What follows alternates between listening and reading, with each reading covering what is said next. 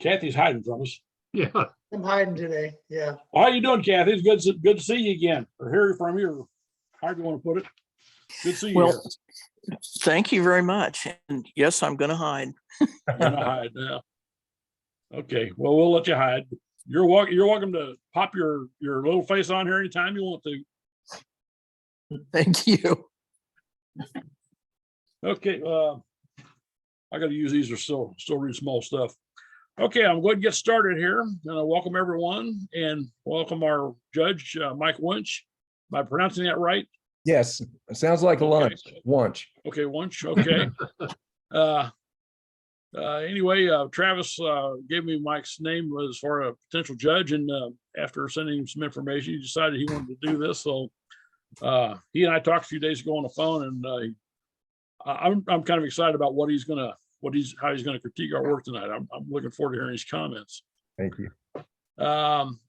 Just bring you up to date. I still plan to do a business meeting. The Whale football's over. I think they're going to play the big game this weekend, and then we'll see what happens after that. But right now I'm looking at, we'll either do it on a Saturday or a Sunday between 10 a.m. and 1 p.m. because everybody that replied back said that was the hours they were most free to, just get together and have a meeting, talk about different things that we want to do here with the club going forward. Does that sound okay with everybody here? Yeah. Yeah. Okay, I'll send out a deal here once the season closes down, and we know we don't have to worry about interfering with somebody's plans for the weekend. I've got 3 exhibits I want to talk about. The first one I'm going to mention is the Summit Art Midwinter Fair, Art Fair. The summer, oh boy, yeah, if I can even say it right. But I'm going to let either Tom or Raymond take that and run with it because they're in this art fair. And Tom, you want to take that? Sure. Can you hear me, everybody? Yeah. Okay, having a little trouble with audio here. Yeah, this is pretty exciting. Summit Art, Jody Fristo is our director of all the operations. And she got together with the outgoing little group of artists that have been running that art fair for a number of years. And they wanted to step aside. So she picked up the ball and we all chipped in. And so Summit Art will be operating and managing them all. I just got an email from her a few minutes ago that said all the panels have been set up and the name tags set, and the Ward Parkway Shopping Center has been very cooperative and helping to make enough room for us.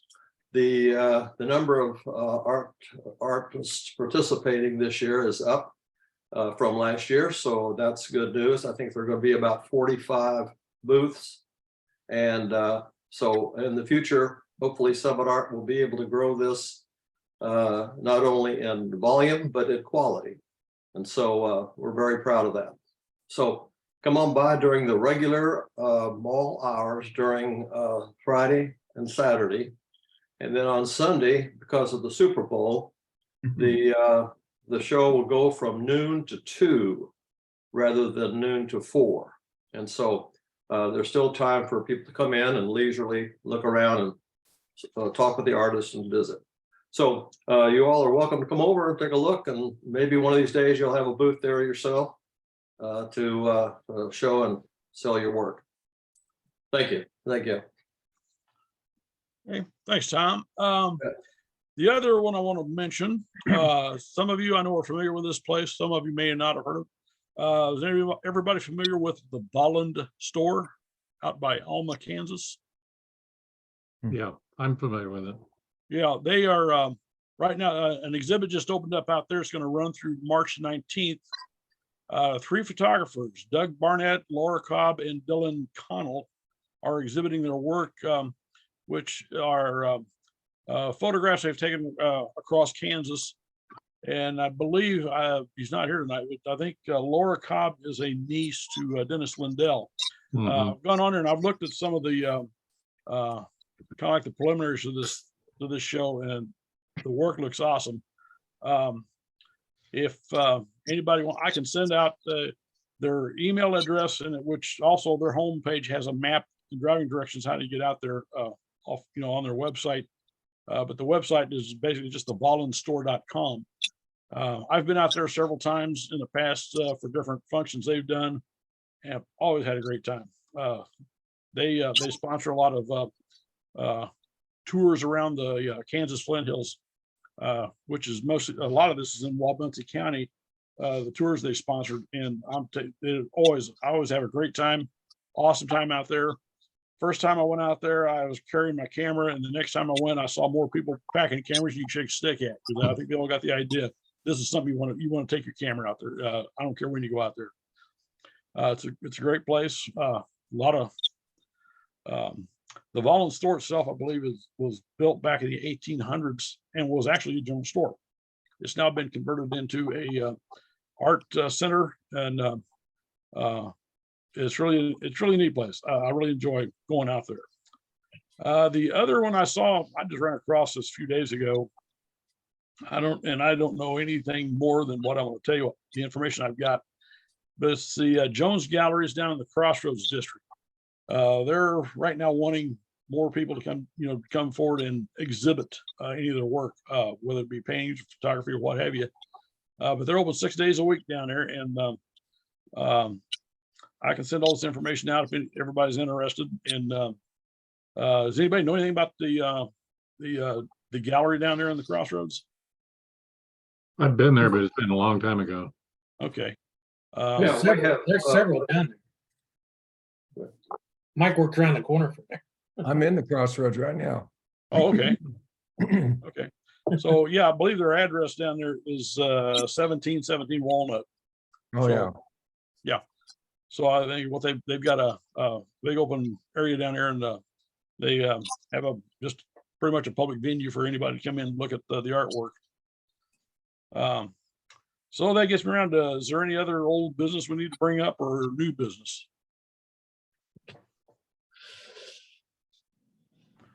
Nobody has anything? Are you there, Tom? Tom Whitbush?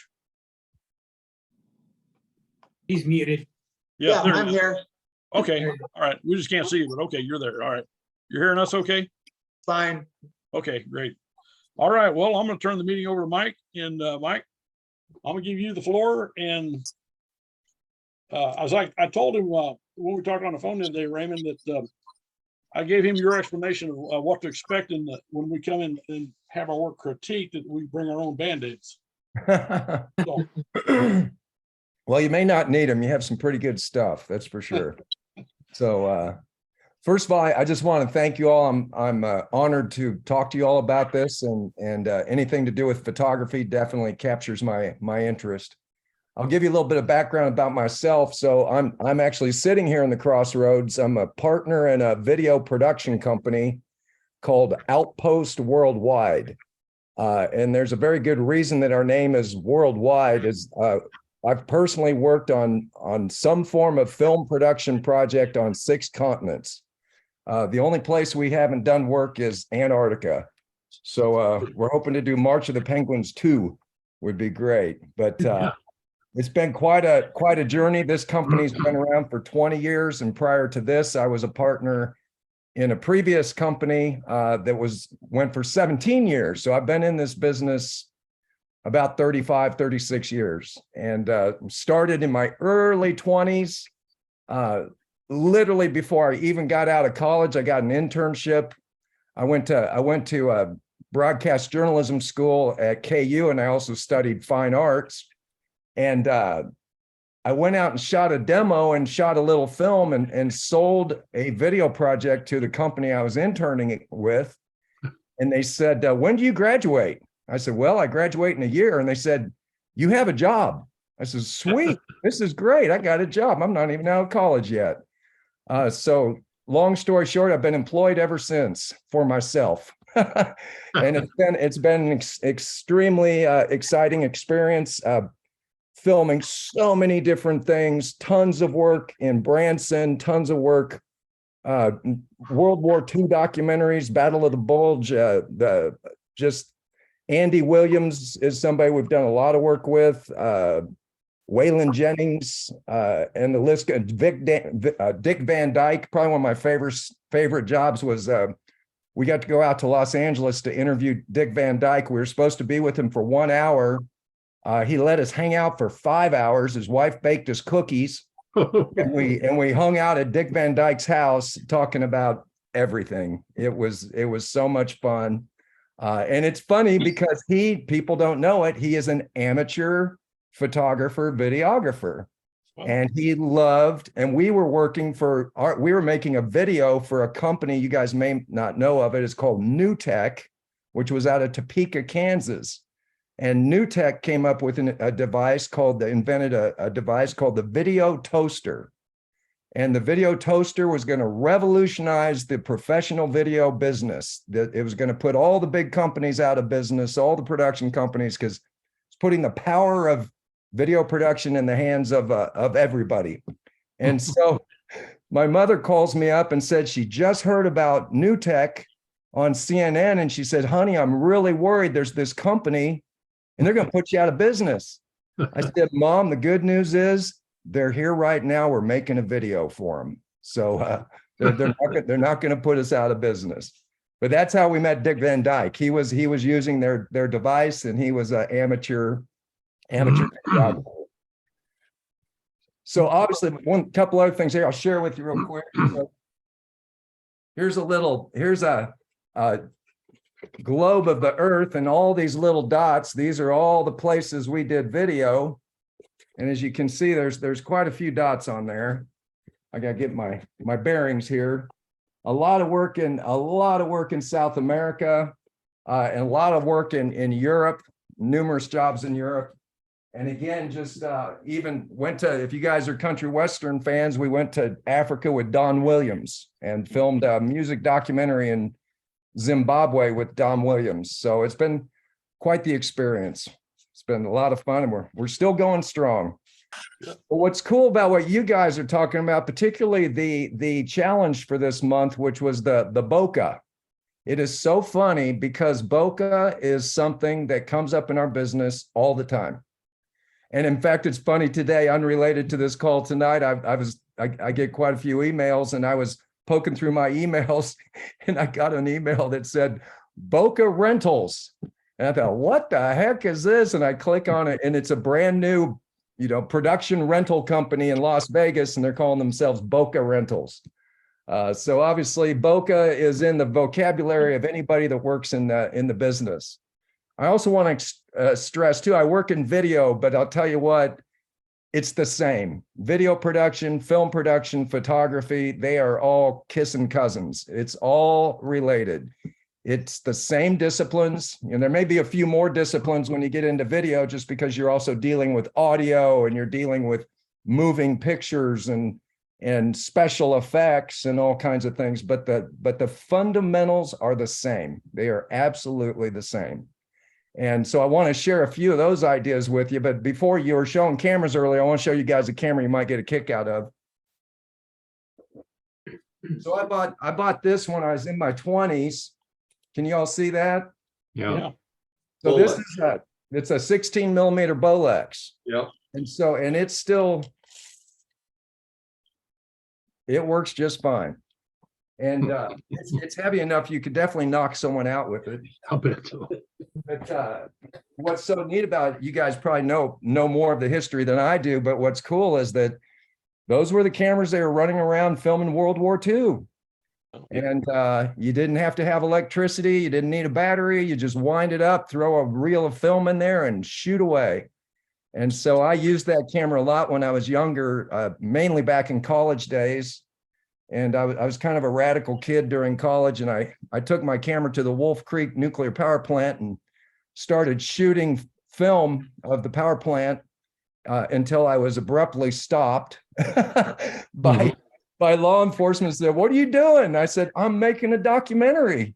And they said, "Well, you go make your documentary somewhere else." And so in hindsight, I was very fortunate. They didn't arrest me. They just let me leave. So I was a lucky boy that day. But I guess it says a lot, because my personal huge interest is documentaries.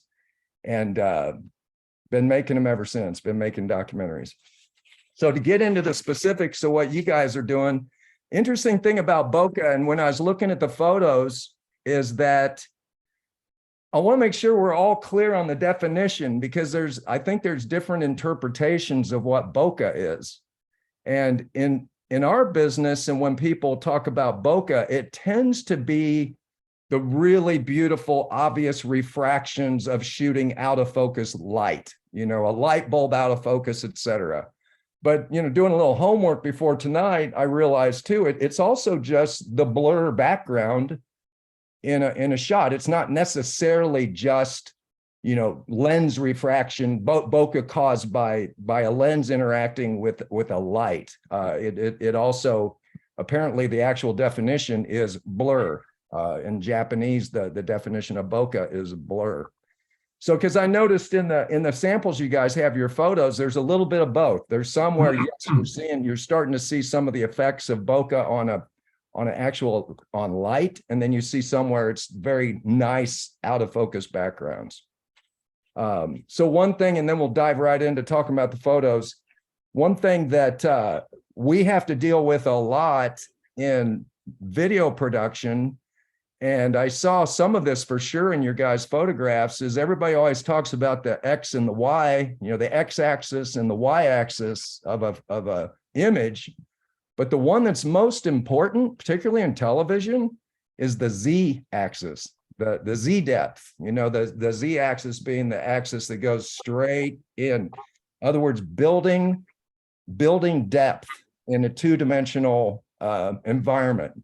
You're doing photography, you're doing video, HD, high def, it doesn't matter how sophisticated it is. It's a 2D screen or a 2D platform that you're trying to then give the impression of space and distance and depth. And so we very much try to use the Z depth. And American movie makers, and particularly American television dramas, are very, very good at working with Z depth, where they have a lot of things passing. Somebody's talking and then something passes by in the foreground, and then something else passes by in the background. And maybe there's some bokeh hitting a part of the lens, and it's just all this stuff going on because you got this little square you're trying to tell a story in. And the way you make that square bigger is by working with the Z depth. And honestly, I think that same principle plays over into photography as well. I think a lot of times the more interesting photographs are the ones that really think about the Z depth. You don't want a flat photo, a two-dimensional photo. The whole idea is you're trying to capture the world or capture an image and share that space. With that, we can jump right in, and I'll talk about, and please, obviously this is a casual get together. Please jump in, any questions. If I'm talking too long, you let me know. And but with that, Travis, if you'll share my screen, I'll go ahead and get the photos set up here. You'll have to hit the share screen button. Okay, stand by. There we go. There we go. Yep, we can see it. All right, are we all good? Everybody can see that? Yes. Okay, well, I'm gonna just go through this in the order that they were on the drive. So this first photo, and I'll give you my little commentary, but first what I'd like to do, I'd love to hear from the photographers, what give us a little background about their photographs. So this one is Aruba Rock by Tom Wedbush. Tom, you want to give us a little background about your motivation here? Sure. On Aruba, it's a island it's a real nice vacation place to go. One side of the island is very mild. That's where they have all the resorts. And on the other side of the island, it's as rough as can be. I mean, just waves pounding against it, rocks all over the place. And one of the things that has evolved over the years is people have gone and made little monuments like the one that you see here. It's kind of like their own little I was here. And they're all over the place. But this one here, I just happened to catch, and I thought the light hit it just right. And so there you are. But there's hundreds of them all over the place that you just grab these loose rocks and stack them up. And, that's your little contribution to the other side of the island. That is cool. I got a couple of technical questions for you. So, and actually I have a question to the whole group. Are you all filming on digital cameras or are you using film? This was digital. Okay. Pretty Is- much digital, Mike. Mostly digital. Okay, yeah, which makes sense these days. And then so that leads to my next question. So you're obviously not going into a lab to process. You're doing your any color touch up or whatever you're doing in Photoshop or something similar. Yes, sir. Okay, cool. So Mike, can I interrupt for a moment? yes, Is please. this the open category? This is in the Bokeh Oh, category. this is the Bokeh category. This is Okay. the Bokeh category. It's, the first one in Bokeh. So Tom, a couple questions I have is, if you notice, there's like a vignetting around the edges where it goes dark, which actually is very appealing for the photograph. Did you do that after the Yes. fact, or did you do that in camera? I did that in Photoshop. Okay, gotcha. And then I assume all these photos, nothing's composited though. Is that correct? Everybody's photos are actually created through the lens? Yeah, Yes. mine is. Yeah. Okay, cool. Yeah, I think most everybody's. Okay, cool. So what's really neat here is you got incredible separation from the background, obviously. So that background, you must have been fairly close to these rocks. And that background fairly far away to get such a intense? I took it with a telephoto lens, Mhm. 70 to 300. And yeah, the back, it just, I was up fairly close and shot it. And that horizontal line back there, you really can't see it, but that's the ocean back there. Gotcha. So some of the blurry little images on the bottom are other rock formations. And then that horizontal line is the horizon of the ocean. Uh-huh, cool. And which leads me to another question, just curious before we proceed. When was this challenge put forth to you guys to do Bokeh? Were some of these just pulled out of your inventory of photos, or did all these get shot for your specific challenge? No, we were on Aruba about 4 years ago. So I think we normally go back 5 years, is it, guys? Uh-huh. 5, something like that. Yeah, Anyway, you dig back 5 years. so I pulled this out of Okay. the library that I had. I get Yeah. it. Okay, so then you can pull out of your inventory, your portfolio of images from a 5-year period. Yes, Yep. sir. Gotcha. Well, it's definitely an appealing photograph. I like it. Is there anybody else have any commentary on this photo? Horizon line doesn't look level. It's probably not. I mean, Probably did handheld, I would guess. oh yeah. It was handheld and there's probably not a level spot out there Well, that's to easily stand corrected. on. It's easily corrected in Photoshop though, with Oh, yeah. some grid and rotation. I guess I didn't look at it that way, but Again, do like yeah, go I do like the texture in the rock and the way the shadows are, the lighting really highlights the texture in the rocks. I like that. Absolutely. Yeah, no, this photo is a good example of something we tell people in the video business all the time is the closer the light source is to your camera, the lousier the photo will be. And my example of that is if you watch the TV news and it looks like the people are being interrogated because the light's just blasting them in the face, that's because news cameramen put their light right on top of their camera. And so everything is flat. So Yeah. what's nice about this is that light is coming from an absolute angle away from, I don't know how many degrees, but it's certainly nowhere. The sun is nowhere near the same angle as the camera. And that makes the dimension look much better, much more sculptural. And Thank that's I was the about whole- 90 degrees from it, I guess. Yep, that's perfect. I'll jump on. Anybody else, anything, and we move on to the next. Okay, here we go. Everybody see this photo? Yes. So this is, who is this? Sorry, James Schultz. Fan Brush by James Schultz. I, James, did you want to share anything first before I jump in? well, the thing was, is that when I looked up the definition, because I was got confused between what is out of focus or blurred versus bokeh.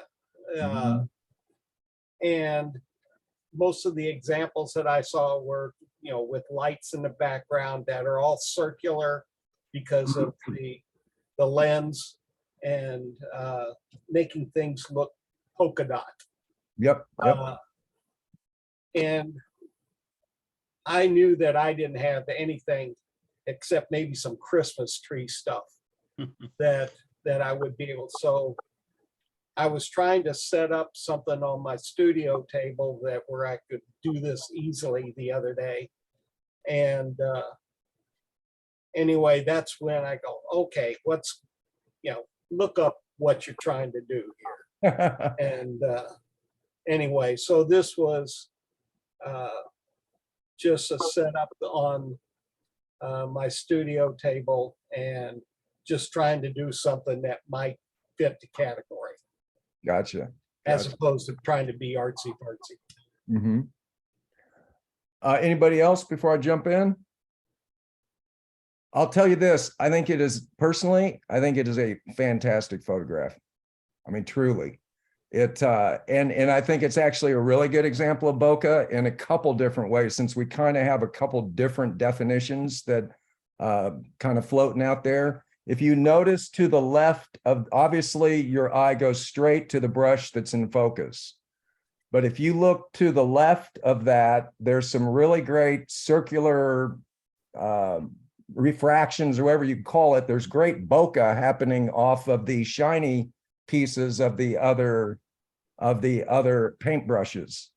In addition to it, to stick in the bokeh definition, it's also just a really pleasing out of focus background. It's got a fantastic composition. It just really pulls your eye into this photo. When I saw it, it kind of jumped out at me, and I thought, wow, that is a really beautiful photograph. And then if you look just to the upper right of the in focus brush, this completely abstract element, it could be a comet coming in or something. Here's this bokeh off of what's obviously probably another brush in the background. Did you place a light to get good hits off this stuff? Did you place a light somewhere to help accentuate the bokeh refractions?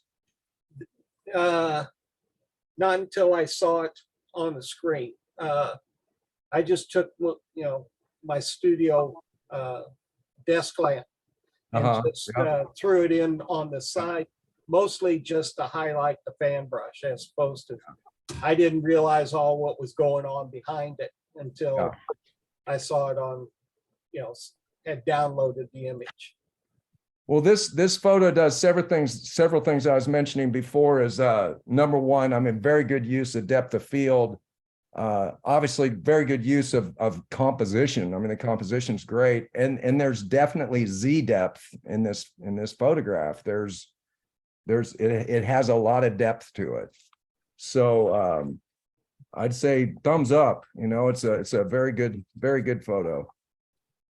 There's a little bit of bokeh in the foreground too, in that bottom right-hand corner. Oh yeah, you're right. I missed that at first. That's great. In fact, I'm glad you brought that up. Is a lot of times, and again, the whole idea of Z depth is to make things seem very deep, and it's always good to have out of focus objects in the foreground as well as the background. And somebody mentioned Christmas trees. I can't count the number of times we filmed Christmas trees or Christmas lights for the Plaza or for Branson or Silver Dollar City, and bokeh all day. So all kinds of, it's just such a fun subject to shoot. If you want to really practice at getting good bokeh, there's nothing better than shooting Christmas lights to do it. A great. Another really good resource to film is traffic at night, cars at night, because you have a lot of depth to deal with. So you go find, like maybe walking around the plaza, and you don't want to get out on the highway, you get yourself killed. But down in the plaza, you've got lines of cars coming. You have street lights. You have a lot of sources of of light, and it's a really great subject to use. But again, man, James, great job. Really, really good photo. Thank you. Okay, here's the next one up, and this is Gary Walden, flower. Is Gary with us? Yes, I am. Okay. That's a shot that I took out James A. Reed, I believe, if I remember right, on digital camera, and I intentionally went out looking for some flowers or something that I could create an image like this and for the competition. So here it is. I would say again, this a very different style from our last photo, but I would say it's a very good photograph. Big strengths of this photograph is the composition is really good. And again, bokeh, not bokeh in the sense that I typically think of it, but bokeh in terms of the definition of layers of out of focus that draws interest to the photograph. This photograph definitely does that. I think it has a lot of interesting, excuse me, I'm trying to get the menu off of my, let's see here. Well, I guess I can't move it. Give me just a second. Is there a screen over the photo right now? No. Okay, No, I guess it's just on my end. So the photo is still clear to you guys, correct? Yeah. Yes. Okay. What is, give me 1 second. I've got a, which is kind of I've got a menu that popped up on mine, but I can't get rid of it. Maybe it'll go away if I don't touch it. But very nice looking photo for sure. This just whether it's in a bokeh competition or not, a well constructed photograph. Again, my background, I didn't think of bokeh as just out of focus, but I've kind of expanded my definition of it after having being here tonight and doing a little research on the front end. Any other comments on this photo? Okay, I'm going to move on then. Here is Happy Hour by Bill Shop. And I'm sorry, if you can give me just a minute, I would love to get rid of this. I got a menu right over the top of the photos, which is not good. Travis, I need the IT department. What I got what menu? What menu? Oh, it's the participants menu of who's on the call. Oh, Oh, yeah, here, you should be able to move that around. I just got rid of it. Yep. Thank you, guys. Several things. First of all, are the artists for this, Bill, you want to tell us a little bit about your photo? Yeah, that's kind of an experimentation for me.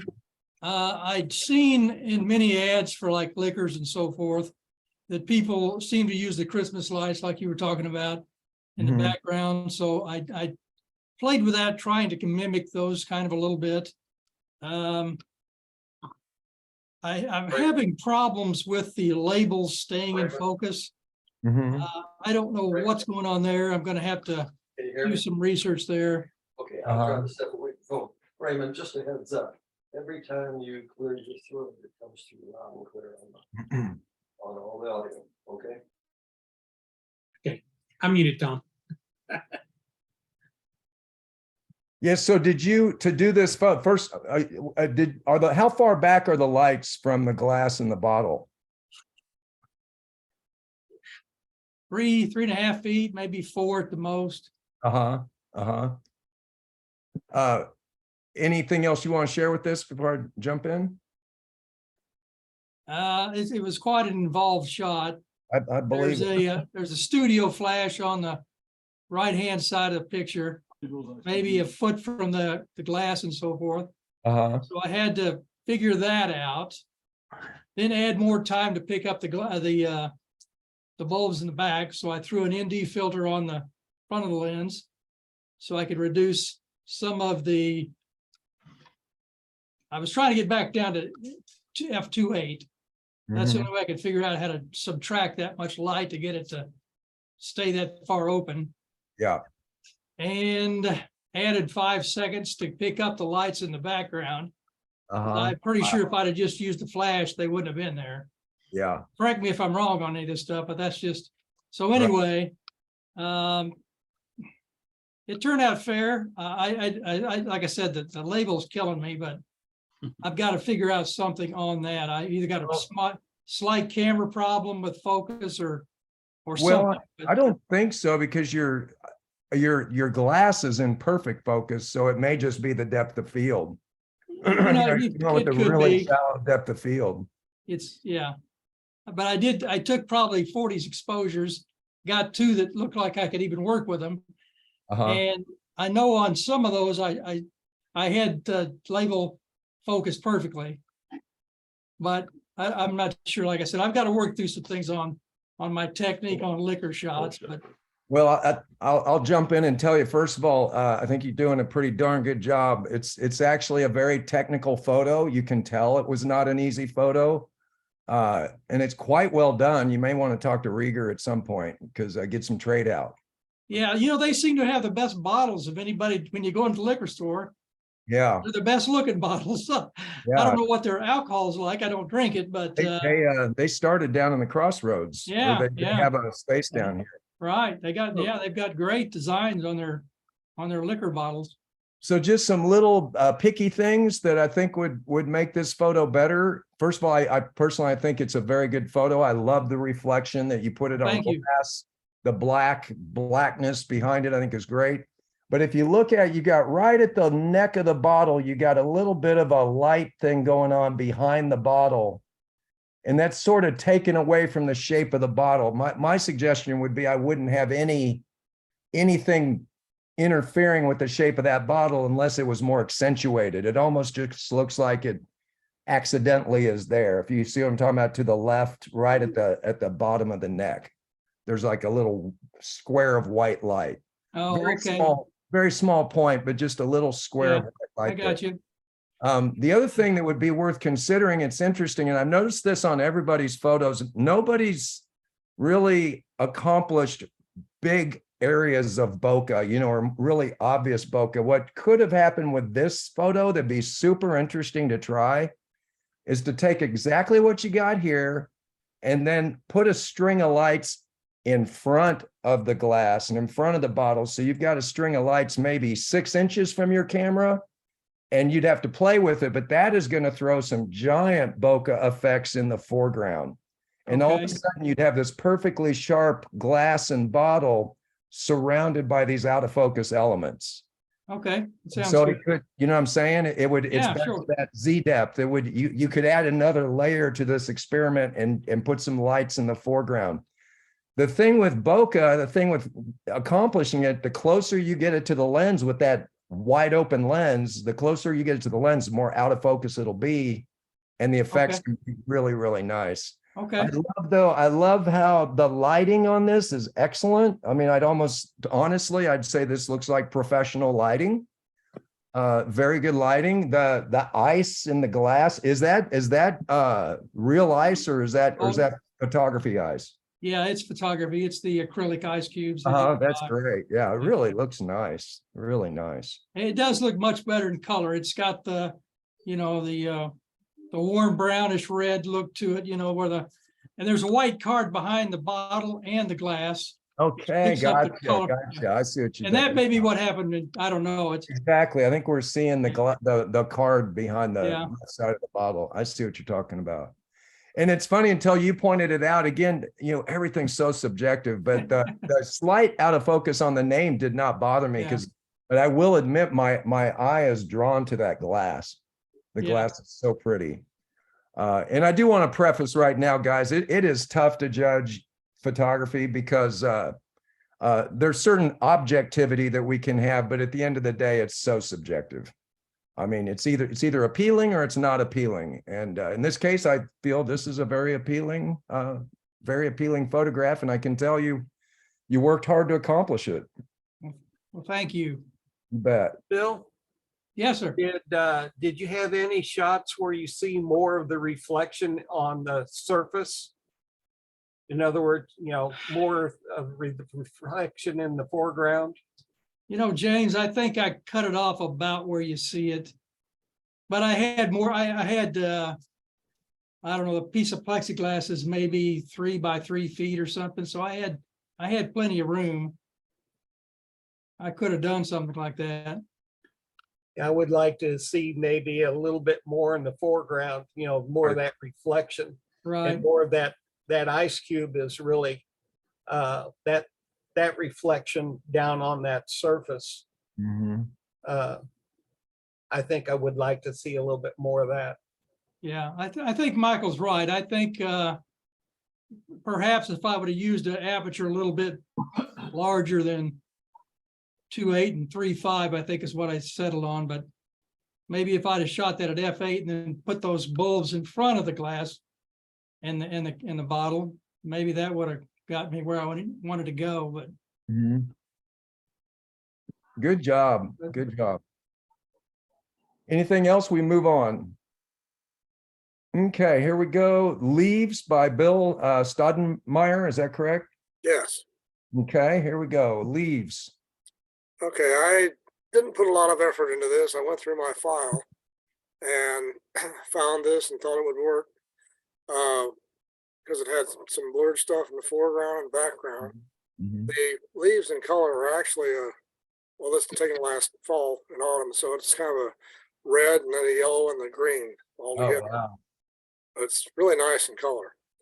But anyway, sort You of guys, is all your competitions in black and white, or do you do both? they're all in black and white. Roll Gotcha. black and white. Gotcha. Okay. So I would say it's interesting. I'm so glad you mentioned the color because my guess is in color, there's probably a lot more separation. Yeah. I will say this, the composition is good. There's nothing wrong with the composition, but what I see that, and I think it's due to the fact it's a black and white image, is there's almost like the same level of brightness and the same level of kind of treatment between the background and the leaves themselves, even though the background is certainly out of focus. I guess what I'm saying is I feel there's not quite enough separation between the two, which then makes it feel busy to me. Just makes it feel kind of busy. Again, ironically, it'd be very interesting to see this photograph in color because that may not be the case at all in color. But turning it into a black and white photo, it's almost like I'd like to see that background a little more subdued or more out of focus. It's just if it was thrown further out of focus, then all of a sudden the shape and composition of that branch and those leaves would really pop out more. Okay. But again, well composed photo and wouldn't mind seeing it in color, to be honest. Any other questions or comments on this? Yeah, the thing that kind of bothers me is down the lower right, that white, the bright spot kind of bugs me is where the white's is really kind of blown out down there. Oh, Which is gotcha. probably just, Yeah. probably nothing there anyway, but You're talking about over on the right. yeah, down on the lower right, and there's one spot kind of on the middle on the right Yeah. side, like it was like a hole or a hollow spot there. Yeah, those whites are really Yeah, bright. That's where I keep going. I keep looking at those spots. That's Well, interesting. this was up against the foundation of the house, which is white. Oh, So okay. that's Gotcha. why. I Yeah. would think maybe a nice vignette would help you out there a lot. There you go. Yeah. That's a good idea. Kind of tie the top up top there as well, kind of. Mhm. Yeah. Yeah, but it's interesting because if there was more of the white distributed throughout, it does help achieve what I was talking about of just more contrast, more contrast between the background and the foreground. But well composed shot for sure. Anything else or moving on? Okay, our next one up here is Libby by Dennis Lindell. Libby looks like a mean dog. Dennis, you want to tell us anything about your photo? I believe Dennis is working Unfortunately, he's not tonight. here. Okay. I'll just jump right in then, and anybody else, of course, give your commentary.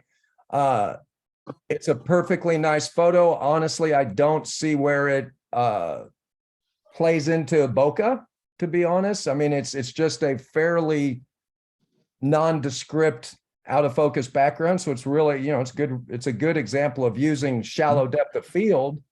You know, the eyes are sharp. And it's so funny, in the video business, we spend all our time trying to make sure the eyes are sharp. I mean, if when people look at someone speaking, they look at their eyes. And so obviously the eyes are key. And it's a very pretty photograph. Very, again, well done. None of these are bad composition. When I looked at all of them, it's not, none of it's like, oh my God, what did that person do? Well composed, actually plays really well in black and white. And I will say that, you know, the out of focus background absolutely provides good clarity of the shape of the dog, of Libby. So well done photograph, but I don't see it so much as bokeh. And I don't know if anybody else agrees with that or has an opinion. One thing I noticed is when you look at the dog's eyes, either that left eye has a light reflection or that dog has two different colored eyes. I think it has two different Two types different of colors. eyes. Yeah. Yeah. The eye on Yeah. the right is amazing. The Yeah. to our right, looking at it. Yeah. Amazing eye. But again, a very compelling photograph. And honestly, this photograph would be really cool, like on a wall, like big, like a big photograph of this, because it's the texture of the faces and the fur is really, really nice. And you can tell they're dealing with a really shallow depth of field, because the eyes are sharp, and then the whiskers are sharp, but man, the back of the head's not sharp, the body's not. I mean, he's dealing with probably 6 inches of depth of field, you know, something like that. Yeah, Pretty darn shallow. Any other commentary? it could use a little more space at the top. It feels a little tight. That feels tight to you? Yeah, that's interesting. That's that is a super subjective thing too. In fact, it's funny. There's a rule in television, again, depending on what you're doing, but if you're making a movie, you want the action to break the frame, because it makes you realize you're just capturing a piece of what's going on, and there's a much bigger world out there. Sometimes we got to be careful not to perfectly compose everything, but I can understand what you're saying based on the space that's to the left and whatever, maybe a little more balance of space. But for example, when we shoot interviews of people, a lot of times we'll crop the top of their head. We'll crop in. It all depends. Now, I say that you wouldn't shoot the nightly news and crop the top of the person's head. But if it's a emotional story or dramatic story and you want them to really focus on the face and the eyes, there's times where the cropping is very tight. But again, as I mentioned before, highly subjective business. That's for sure. Anything else? Okay, we'll move on. This is Travis Putman, Spheres, Orbs, and Such. I like the title, Travis. That's a good title. That's great. Would you want to share a little bit before I jump in? Sure. I just out driving around one evening, you know, with camera and driving through the Lenexa Civic Center area over west of 435 on 87th Street, and they've got these. There's normally a fountain there, and they've got these different plastic boxes and spheres out in the they're lit up. They change colors. But there was a parking garage behind it with lights, and I thought, yeah, I'm gonna see if I can get some little orbs of light behind that, and kind of crawled around on the ground to get a few shots, and this is what I came up with. Wow. You know, that really impresses me, because when I saw this, I thought, like the whiskey shot, I thought you set this up in studio. So literally, I thought it was a studio shot. So you literally did this in camera on location. Yep. That is pretty cool. What's causing the bokeh, the dots of light in the background? What were those? That's a parking garage back there, and that's just the individual lights up in the parking garage. It's a good looking parking garage now.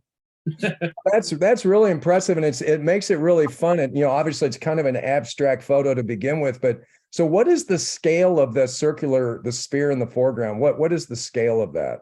Those spheres are about 2 inches in diameter, probably. You're I'm sorry, kidding. 2 feet in diameter. Oh, 2 feet. Yeah. Okay. Because I was going to say that the interesting thing, it has the feeling of being big. You know, it's a very interesting Yeah. photograph. And you can see the reflections of the streetlights in that globe. Oh, yeah. Sphere. Yeah. That was gonna be my Streetlights are question. right behind me. Yeah. The fact you did it, I mean, the fact that this is documentation, in other words, you shot this in real life, you didn't set this up. It's really impressive. It's a cool photo. Anybody else want to jump in? Yeah, no, my only question, he answered my question. I was gonna ask you about those lights that are showing up on that orb in that box, if that was light coming through or if that was reflections. So. Yeah. Wow. Yeah, That's and pretty these cool. and the cool thing is that the what's lighting these up, there's LEDs on the inside, kind of at the base shining up. And Oh, wow. there's Wow. kind of a gradient in these spheres, so there's little like light, they look almost like clouds. Wow. And Hmm. it doesn't show up too well here on the screen, but Are they actually white or are they another color? they're white, but the lights Uh-huh. inside change color. They change Gotcha. from all Gotcha. different colors of the rainbow. It is really cool. It is a cool photo. Where were I'm these? so, at? I literally thought it was a studio shot. I thought you set this up with objects. Now this is over in Lenexa off of 87th and just west of 435 and 87th Street. There's a Okay. it's a new area that's kind of built up. It's close to the Lenexa's rec center. Oh yeah. Oh, yeah, That okay. area is Yeah, booming, it's a really neat area. booming over there. Yeah, there's a swim center over there and a bunch of other stuff. So, yeah. Very cool. Very cool. Any other comments or we move on? Okay, here we go. We'll go to the next one. Good job, Travis. Thank you. This is Summer Bloom by Calvin Burgess. And another, I mean, again, there's no duds in the group. There's nothing where I'd say, oh my gosh, this is not a good photograph. I do have questions about it, but I'll let you, Calvin, you tell us about this photo first. Okay, well, this is taken out in our backyard. This plant was probably at this time about 12 feet tall. And this is the bloom at the very top. And I was actually shooting some other things out there, and I was kind of playing with my my lens a little bit, and I focused on this flower to kind of and I kind of wanted to check, you know, the lighting on it. Then what caught my eye was the shape of the lights in the background caused by the trees. Mm-hmm. It almost looked like a circular pattern. So I Yeah. thought, oh, why not? So I took a few shots of it, and then that's really it. Wow. This was just kind of a fluke. But that pattern in the background, that's light coming through the trees. Wow. Yeah, you hit on my big question is it's incredible how spherical the background is. Just it's almost like it's like a swirling blur. When I first looked at it, it's like, man, is this a composite? Like how did that happen? But that's all in camera. All in camera. It's a freak of nature. I don't know why those trees gave that effect, but they did. I mean, there was no wind blowing, obviously. Well, it has to be, it's definitely the way the lens is being impacted by the light, but that is super interesting. Very, very interesting. And so this flower, this flower is growing on the ground, but these trees are then, you're shooting up pretty Well, I'm much? shooting up slightly because I was standing, I was on a tripod. That flower is about 12 feet tall, and those trees are probably anywhere from about 70 to 80 feet behind it. Okay, gotcha. They're across the street. With the definitions we know of bokeh, it definitely fits in. You know, it's definitely good use of abstracted out of focus blur. I mean, there's definitely good blur usage there. To me, just subjectively, if there was a way, again, gosh, you guys make it tough doing all this in black and white because you're condensing your contrast range. You know, to me, it'd be nice to see if there's a little more differentiation between the flower in the foreground versus the background. There's plenty of differentiation in terms of focus, but they're all the same they're all at the same level of darkness and brightness, you know, so that to me is making it feel a little bit more flat, but a very interesting photograph for sure. I mean, I could, when I was looking at it, it's like, how did you do that background? But that's interesting that the camera created that circular pattern to the photo. Any other commentary? I think that is the end of the assigned category. Do you guys want me to give my selections before we jump over to open, or go through open first? Now you can go ahead and give your selections on this one. Okay, cool.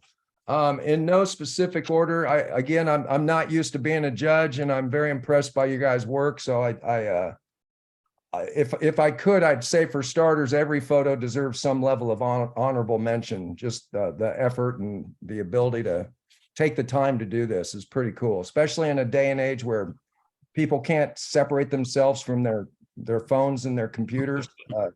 Great use of time as a human, that's for sure. We'll just start at the honorable mention. I give the honorable mention to Flower by Gary Walden. And I want to go back. Where is that? Is that, yeah, this one. I honorable mention for this, and the reason is it also, I didn't say it earlier, I wanted to. It feels very Asian or Oriental. It has a beautiful pattern. I mean, this photograph could be a pattern on fabric. You know, it could be a pattern on a dress. I mean, it's just a very pleasing photograph.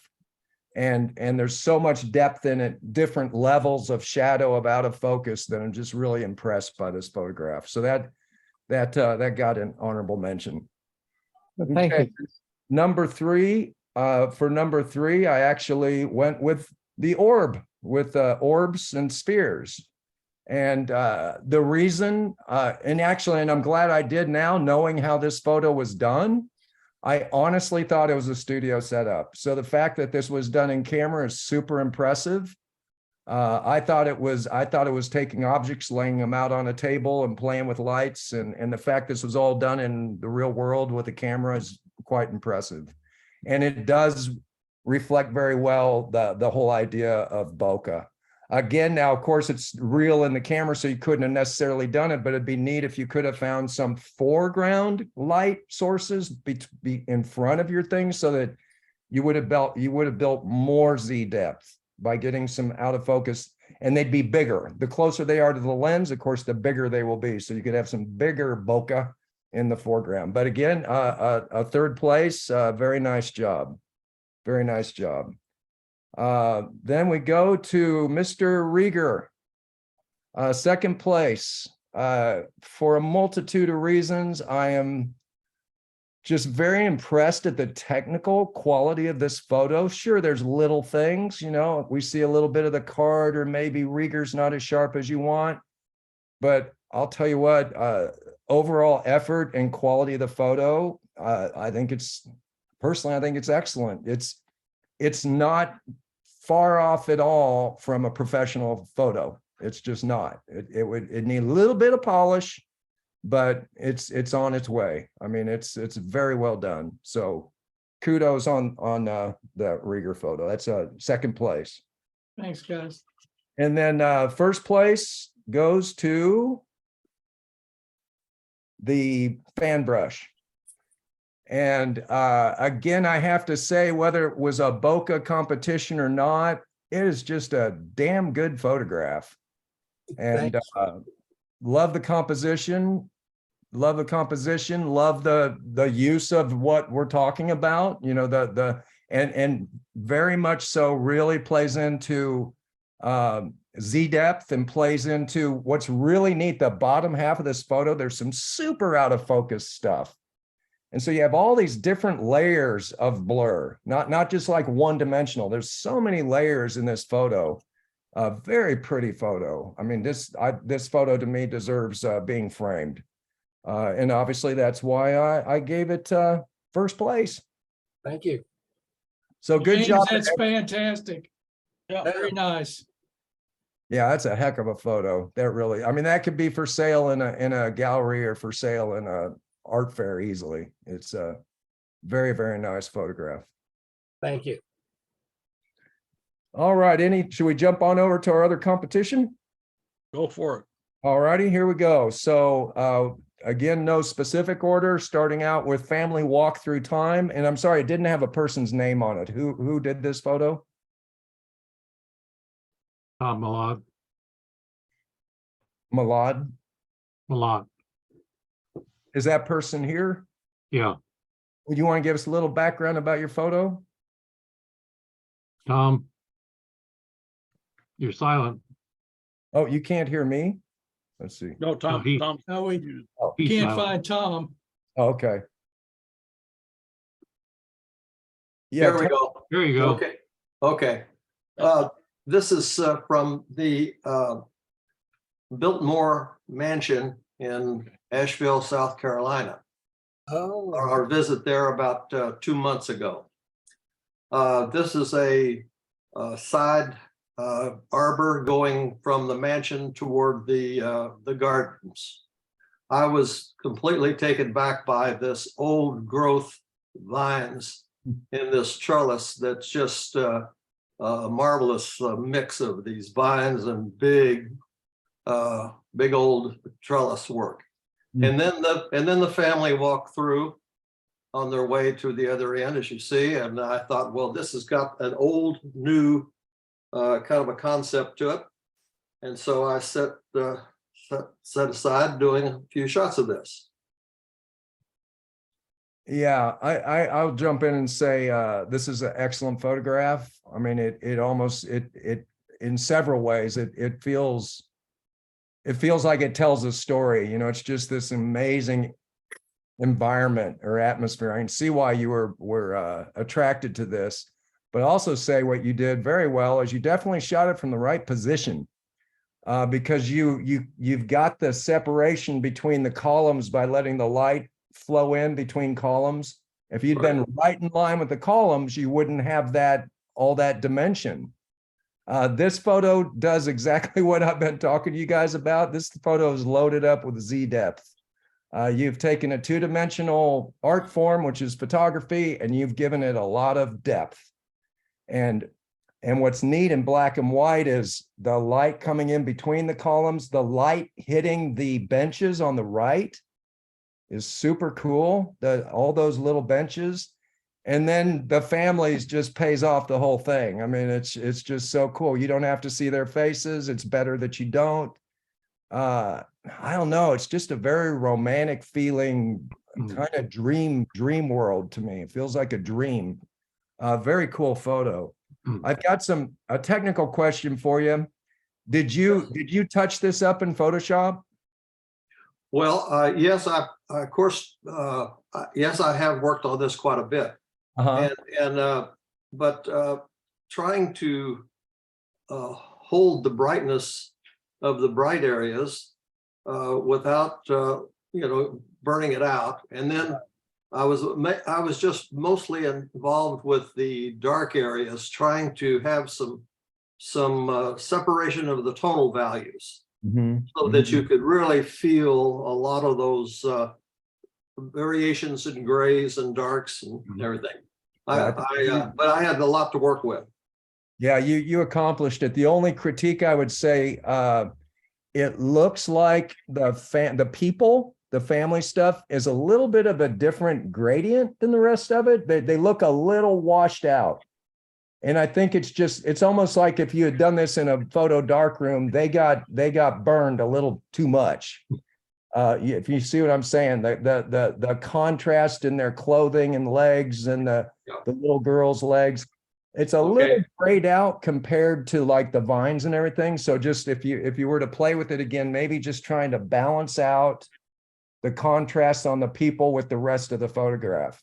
Right. Other than that, man, it's a beauty. Thank you very much. Any other comments on this? Okay, we'll rock on here. Between water and sand, James Schultz. James, would you like to share with us about your photo? this was Lake Michigan. And there's to the left, you can go all the way out for a long ways. That's a kind of a breaker. And there is a lighthouse, just kind of one of those, not a fancy lighthouse, just a column with light on it. Because that's the entrance to a small harbor.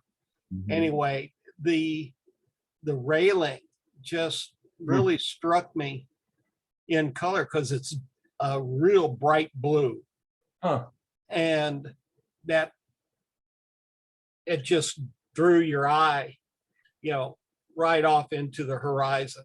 And that it just intrigued me. So when I did it in black and white, I go, oh, that's not bad that way either.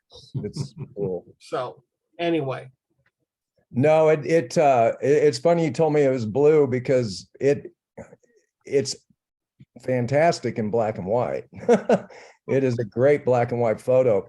I mean, I'll say that's just so funny. On one hand, you could say, oh, that's a pretty typical photo. And then actually what I want to say is it is a very well done photo. It's an awesome composition because, the symmetry of it is fantastic, but it just having that deep, Z depth going down that sidewalk and then this big ocean in the background. And thank goodness you're there on a day when there's a bunch of clouds. It just has so much interest. It's a very interesting photograph. I mean, I could see a photo like this being in a travel brochure, being a professional photo. You might put a pretty girl or a guy and girl up front, but yeah, very, very well done. It really is. It's a nice photograph. Technically, the quality is great. The exposure, again, it's interesting. You guys shooting in color and then going to black and white, but the exposure's perfect. It's just nothing's overexposed. It's got a whole bunch of contrast range in it, a lot of stuff in there. And it must have been shot with a pretty small f-stop because you got a ton of depth of field in this photo. Yeah, I think so anyway. Yeah, it's neat. Because I think on that particular day, I had it either set on F8 or F14, almost that whole day. Did you square up the shot in Photoshop or did you shoot it perfectly square? It's almost as is. Yeah, good job. You nailed it. Yeah, really good. Anybody else want to comment on this photo? I think it's really well done. Yeah. My compliments. Yeah, very well Thanks, done. Raymond. Very nice. I wouldn't have guessed that rail be blue, but yeah, that's cool. All right, we're moving on. So here is 12th Street view, Dennis Lindell.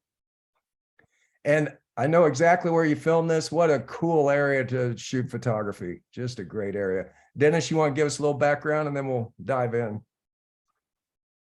He's working tonight. Okay. Oh, that's right. Dennis wasn't here previously. There's a lot of really interesting things in this photo that I think make it really good, but I also kind of feel that it's got a little too much going on. It needs a little more, pardon the pun, a little more focus, because I don't know for sure what to look at. Because, for example, I don't know that the sidewalk in the shade on the right side, does it really add anything to the photo? Could this have been cropped tighter? Would it be more interesting if you didn't know what was making that big shadow on the street? Maybe if you didn't even see that building. The foreground shadow of obviously something to do with a telephone pole is very abstract and cool looking. But again, I almost question if there's too much, but a very cool photo for sure. And I have filmed down in the West Bottoms many times. It's such a great place. If you haven't been down there, that is a great place to shoot photography. Anybody else have comments about it? I don't know. I really kind of like the composition. Maybe if cropped a little bit on the left. Uh-huh. But I like that that shadow that comes out as a balance between that and the light. Maybe if the light was toned down just a little bit and maybe some, and then add some contrast. Yeah. Yeah, you know, I hear you. I agree with what you're saying. I wonder, actually, now that I look at it, I think what it might be is, obviously Dennis isn't here, but it's on a fairly wide lens. I mean, the reason it definitely has a lot of depth of field because the city's in focus in the background. And to me, the city doesn't really add anything to this photo. It's like this cool, you know, architectural structures is the key. It might have been interesting if it's a little bit longer lens, it could have compacted all this a bit more. But again, it is highly subjective, highly subjective. Any other commentary on this photo? I was going to say compositionally, obviously it's driven you to the end of the street, but there's nothing really exciting at the end of the street that's happening that occupies your eye or your interest. Mm-hmm. It looks a little overexposed, you know, on the ground. Yeah, I think the columns are definitely, yeah. Yeah. They're starting to blow out. I know it looks like he's done something to pull that sky down, but in the meantime, those bottom of those pillars are blown out right there past the midway point. Yeah, that's a good point. But definitely a subject worth exploring. I mean, he playing with the shadows and the shapes is very interesting, but it's almost like just simplify it a bit. Try to pull it all together and simplify it. Just that would be my suggestion. Probably could have got away from some of those problems a little later in the day. Yeah. Or earlier in the day, I guess, in this case. Yeah. The interesting thing then, though, of course, those shadows in the foreground would be completely different. Yeah. If there, you know, it may have all washed out too. It's hard to say, but certainly an interesting photo. I think if anything, I just say I feel it's a little busy. So whoever said it hit it on the head. Is like, where does it take you to? You know, where are you trying to go? What if you cropped it on the right all the way between the two light poles on the bridge? Yeah, that's exactly that. Wow, it'd be a totally different photo at that point. Something like that. Yeah, even more to the left. And bring it all the way down to where you're catching, you know, almost make it a square format, where you're catching the shadow of the pole, and then it becomes a lot more of a graphic piece. Yeah, I'm gonna do it with a piece. Does anybody see that, or am I just? No, I do. I'm doing looking silly. No, it makes sense. Yeah, pull it in, you know, more in on the right side and eliminate that archway down at the very end. And you've got a whole nother photograph. Yeah, exactly. Yeah, and again, if you haven't been down shooting down there, there is so much to film the West Bottom. Such a cool area. So much history too. Especially at night. Oh yeah, that'd be great. All Bill, right. haven't you shot a lot down there? You talking to me? Yes. Where do you guys usually park at? Where do you go? You can park all over the street down there for free. Is that right? Yeah. This is a corner right here on the right, James. I usually take a right and just park down on the right-hand side of the street. Okay. It's always empty, or less haunted houses are going at that particular time of year. But other than that, it's easy to park. Yeah. Okay, moving on here. We're going to Bugs by Bill Stadenmeyer. Yeah, well, yeah. This was kind of a odd situation. The bush is a butterfly bush, from what my wife said, and we don't really know what these bugs are. The only thing we can find out is that don't worry about it; they're not hurting the plant. So they're just they're orange and black. Oh, cool. Yeah, it'd be really cool to see this in color, to be honest. Yeah. Because they're orange and black, and then but the feathery things are all white, correct? Right. Are those seeds? Yes. Yes. Yeah, it's a really interesting photo. It's very, very abstract. I mean, it's other than you've got the definite, like it's so funny. Like if you took the bugs out of this photo, it'd be like some wild looking abstract image. Mhm. It's a very interesting photo. And technically I see nothing wrong with this photo. It again be so interesting to see some of these in color. As far as the photograph, I like it. I like looking at it. It's busy, but it's okay that it's busy because that's the setting. It kind of makes sense in this case. Especially in fact, the funny thing, same thing. It's like you could go into Photoshop and you could crop out about 4 or 5 different photos from this photo. There's a photo of these seed pods that you wouldn't even need the bugs in. Yeah. It's just interesting. It's a good subject. It's such an unusual subject for a photo. So well done. Thank you. Any other commentary? Yeah, I'd like to see that in color, Bill. Yeah. I'd like to see that in color. Yeah, it does look better in color. Yeah, that'd be really cool to see. You know why those bugs are orange and black? No. They are orange and black because they pick up toxins from that weed, just like a monarch butterfly. It's the same thing they feed on. And those bugs are now toxic to birds and other bugs to eat. So they won't eat them. Yeah. Yeah. Cool. They won't eat them. They're toxic. Very cool.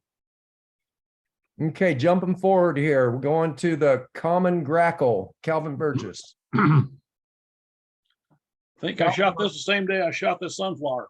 This is what I was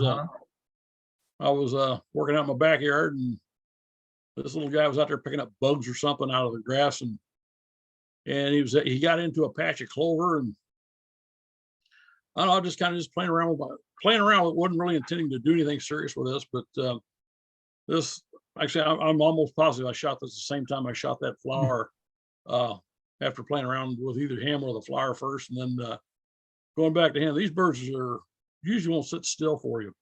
They you move around or point something at them, they usually take off. But this little guy sat there long enough for me to at least get a photo of him. Were you on a pretty long lens to get this? Yes, 850 millimeter. Oh my gosh! That's what I shot the sunflower with. Same thing. So you're on a tripod? Oh, definitely, definitely. You wouldn't be able to get a shot without it. No, you can't hold that. You can't hold that thing up and take a shot with it. Yeah, you It could. has to be on a tripod. Well, that is cool. Anybody else want to say something? Well, the fact that you kept the detail in the dark feathers Exactly. and not blowing out the highlights, it's pretty impressive. And the bokeh that you get with that lens is very interesting. Yeah, this would have been a good one in the bokeh category too, actually. Right. Almost put it in there. I mean, it was, I was kind of wafted between the two. And I even noticed when I started playing with this, I wasn't going to put it in for anything. Then I noticed I actually got the catch light in his eye. It's a little bitty speck. Yeah, I know. That is so Because the cool. sun is actually coming all over what would be his right shoulder, off to my side. It was off to my left as I was shooting this. Yeah, I really like this photograph, and there's several things to point out about it. Travis already hit on it. The amount of detail left in a black bird's feathers is really cool. I mean, you can really see the texture. Really well done. And then, like you said, here's this big, busy, I mean, the background's this clover field, and there's so much detail, and it goes into this huge out of focus, but then here's this little super sharp eye, and it just takes your eyeball straight to the bird. And very well composed. I wouldn't change the composition at all. I think the composition's perfect. Having all the space above it is great. What's interesting, if you think about it, if this had been a different type of bird with a lot of pattern in the bird, the shot wouldn't have worked the same. It's the fact it's a black bird, and you've got all this contrast between this busy background and then this black bird. but yet within that bird, we still get to see detail. We still get to see, details of feathers. I think it's excellent. Great photo. Well, what I was actually doing here, I'm experimenting, and playing with this bird was easy because I'm wanting to get out here in my yard and set up an area where I can draw crows and get them comfortable to come in and feed on the ground. Throw some stuff out there. Then I want to get out there and get down low with my camera, and if I have to use remote shutter release on it, and get some crows in the same type of shot. Oh, that's a great idea. That'd be cool. Yeah, the problem is those crows are really smart. Right, they're really smart, but they're all black, and getting that detail. That's what I was actually really playing with. I want to get some good detail just in the bird and these feathers. Yeah, very nice. Very nice. Anybody else have a comment on this? Okay, well, jump on. We're closing in on this here. Kansas Badlands, Bill Shop. How do I say your name, Bill? It's like an off on the end. No P. Okay, gotcha. Silent. Gotcha, Schaff. Go ahead, Bill. Tell us where this photo is and a little bit about it. That's at Little Jerusalem Badlands State Park. It's in western Kansas. And that's actually facing away from the formation and so forth. Huh. Just a shot I took off to one side. Wow. A really pretty place. It's turning out to be my favorite place to go shoot landscapes. Well, So it's if you so haven't funny been you say there, it. I've never been there, but it's so funny. I've seen the road signs. Now I know that is, I'm going to go there. I'm going to check it out. Several things about this photo. I really like this photo. It reminds me of it reminds me of like an Ansel Adams landscape photo where the entire world is sharp. Everything's in focus. And obviously I can't remember the name of those plants in the forest, like the yucca type plants, but all that patterning going on in the foreground really makes it an interesting photo. And it's a great composition. I mean, the rule of thirds is perfectly followed. You've got your horizon line about a third of the way down in this photo, and this big foreground clump on the right side is kind of splitting the photo, and well composed, well executed. It's interesting. It's almost like you meant to shoot it in black and white. It's got such a good contrast range, and you didn't burn out the sky. The sky's not burnt out. I like it. It's a nice photo. thank you. Any other comment on that photo? It's a beautiful shot. Yeah, it really is. And I want to go see it. I didn't know there are places in Kansas looks like that. And I've been all over the state, but that is really great. Cool stuff. Okay, let's see. We've got, that was Kansas Badlands, right? Yeah. Okay, we got one more here. Open Window, Gary Walden. This is taken through an upstairs window of the house that's featured in Andrew Wyatt's Christina's World painting. And we took a tour of that. It's on the coast of Maine. Wow. It's a painting where the crippled lady is kind of bottom left-hand corner of the painting, kind of stretched out in a meadow looking up toward the house. And I thought it was kind of interesting. I added quite a little bit of contrast to blackout around the window. I hope that works for everybody. But light was shining in the windows upstairs, and I took a tour went on, and I went around, took a lot of nice photos that I may be using here in the future with the club. Shadows, and they had a minimalist furniture in their old furniture, and got some really nice photos with cast shadows and all on upstairs. I eventually caught up with the group taking this tour, but I just thought it was kind of interesting. Oh, for sure. The anybody else? I'll jump in here. A couple things. I mean, the composition of it, I think, is really great. The idea behind it is really great. It seems like especially since you have this very dark foreground, if the exterior was not quite so exposed, it feels a little overexposed. We've lost all the detail on the top of the roof, and we've basically lost the detail in the sky. I almost feel like if it was a couple stops down. Yeah, that was probably my doing, because I increased the contrast quite a little bit, because I kind of like wanted to blacken the interior wall up pretty good. So that was probably correctable. Right. You certainly, yeah, you definitely blacken the wall for sure. But yeah. But the composition is cool. It also makes me wonder, though, if even though you're wanting to blacken it, there's that little bit of sign of a piece of furniture in the lower left-hand corner. It's almost like if that was accentuated, that if you were going to art direct this photo, that's where you would lay a rose on the chair. You'd put a little glass bottle on that chair, and or a Bible or whatever it happens to be, but something, just accentuating that foreground a bit. But I like the concept of it a lot. Again, to me, just technically or subjectively, if the house outside was a little not quite so overexposed, it's like we've lost the detail. Yeah, good point. Anybody else? Yeah, if it were, I don't know if it was possible or not there, Gary, but if I did anything different with that, I would pull back enough where I could get that chair more into the frame, because the lighting on that chair is beautiful. You see the wicker pattern in the seat. It's like that chair sitting in front of the window would speak volumes. Yeah, that's a good point. Yeah, maybe I should have moved it a little bit. Yeah. Yeah, like I say, I don't know if you didn't have room back up there or to get a wide enough angle, but yeah, that chair would be really interesting. Yeah.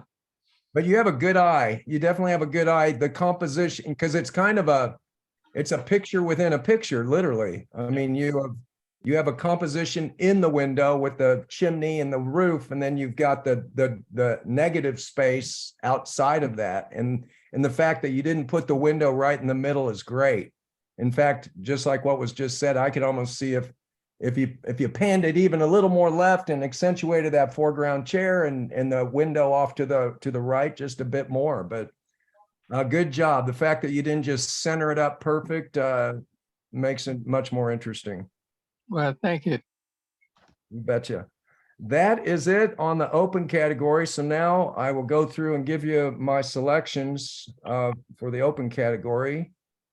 And give me 1 sec so I don't do this wrong here.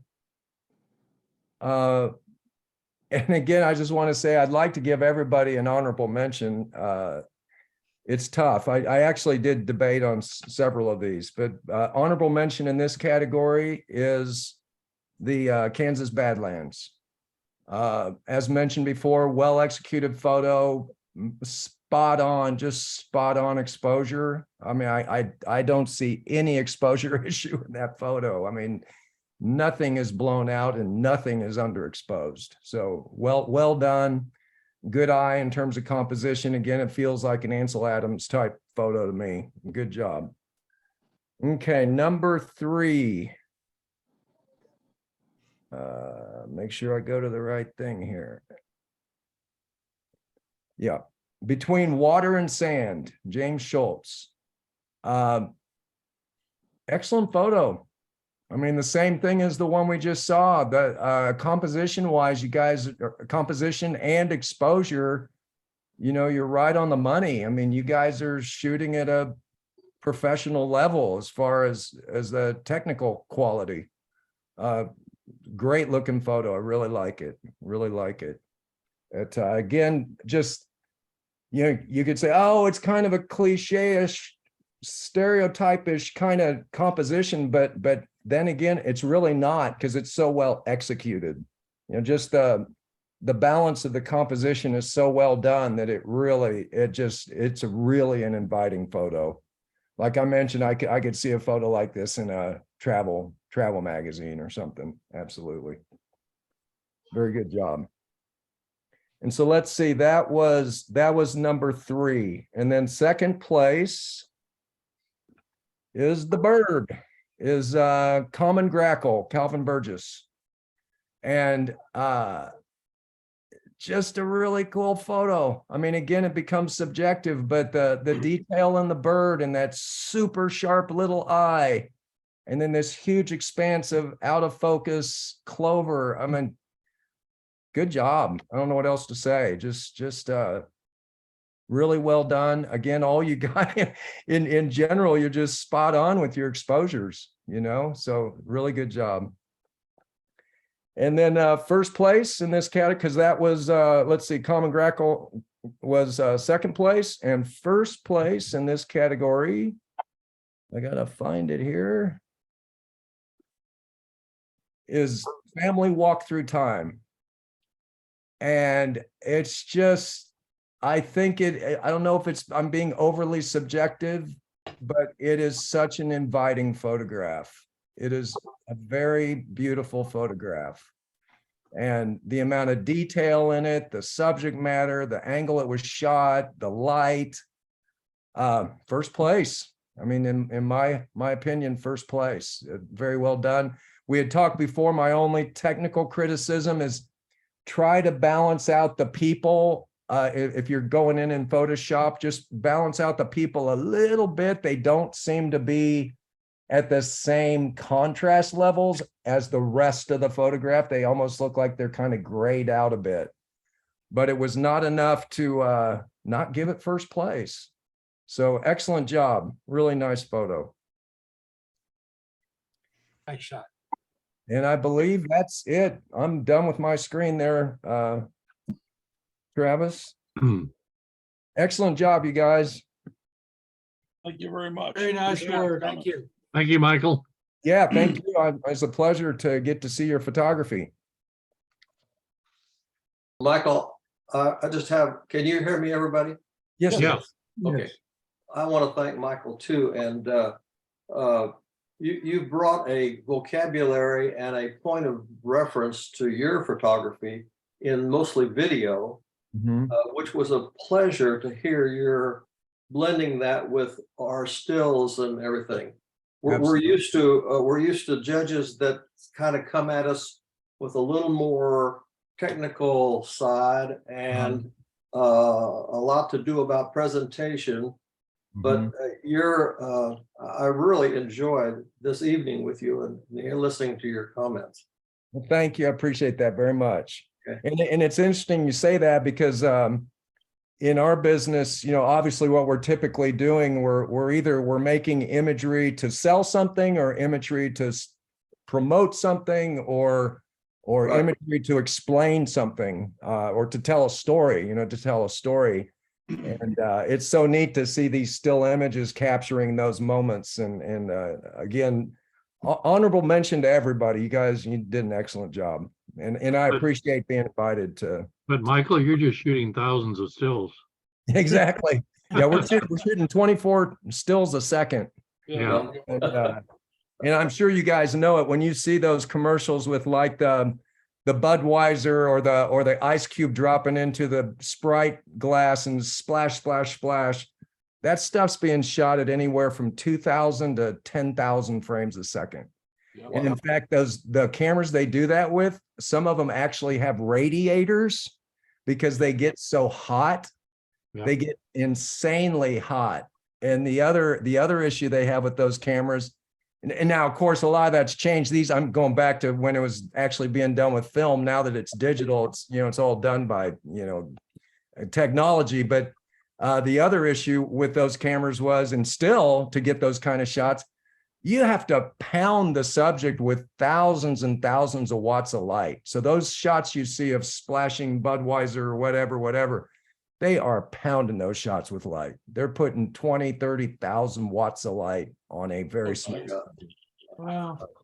And an open invitation, to any of you, we're down in the Crossroads. If you ever in the neighborhood, you want to come visit, just give me a shout. And what I can do, I'll send my contact information to Calvin. Okay. And you're welcome anytime if you want to come check out a video production company. So if you don't know, They have a very neat studio down in the Crossroads. yeah, it's fun. And there's a lot of the funny thing in this area within a 1 mile square from here, and I'm not exaggerating, there's more than 75 galleries in the Crossroads. People don't realize it. There's because we're actually on the gallery list and we're like number 80 or something. And we're not a gallery. I don't know how we got on the list, but probably because we're in the business of imagery.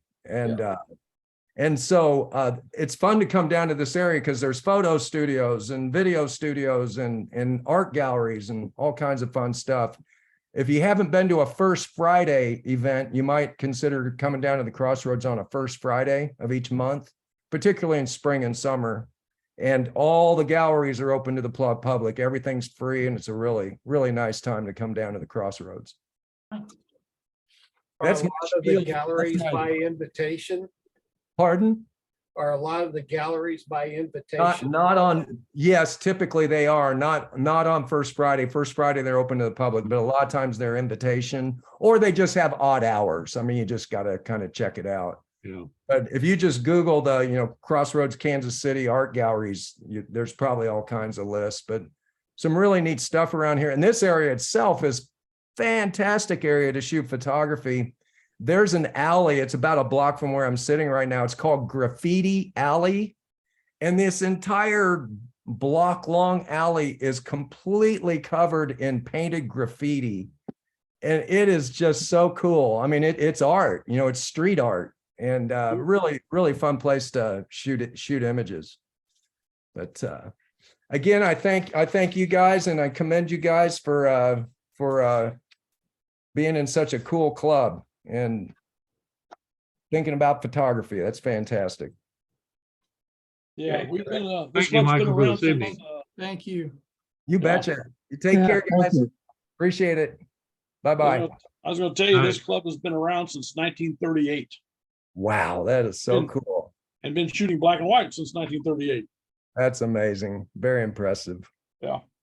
Keep it up. Keep shooting. Thank you. Thanks again, Bye, Mike, guys. for judging. Thank for you. us. You betcha. Take care. Good night. Good night, Bye, everybody. guys. Thank Yeah, I think I'm going to call it even. I got a couple things I need to go chase down. I think I need to chase down another tap of that Crown Royal. Another chaser. Yeah, another chaser. That's good. Well, Night, Ken. Good night, guys. all right. night. We'll see you. Good night.